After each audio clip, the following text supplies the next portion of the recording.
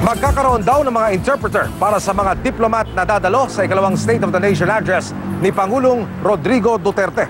Ayon kay Communications Secretary Martin Andanar, pinupulido pa ang gagawing sistema. Pinag-iisipan din kung sa Ingles lang ba nila isasali ng talumpati ng Pangulo o kung may interpreter para sa Mandarin, Spanish at iba pa. Magkakaroon din daw ng interpreter para sa sign language.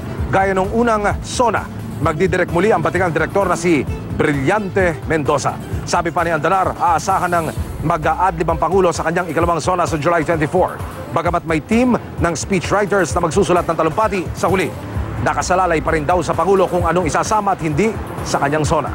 Hindi pa masabi kung ilang pahina ang talumpati dahil binubuo pa raw ito. Ngayong naka-isang taon na ang Pangulo sa pwesto, mas exciting o kapanapanabik na raw ang SONA, lalo't mas maraming umano ang may re-report na accomplishment ng Pangulo. Dahil hindi lahat ng accomplishment ay malalahad sa SONA, may ipamimigay na brochure na naglalaman ng mga nakamit ng administrasyon.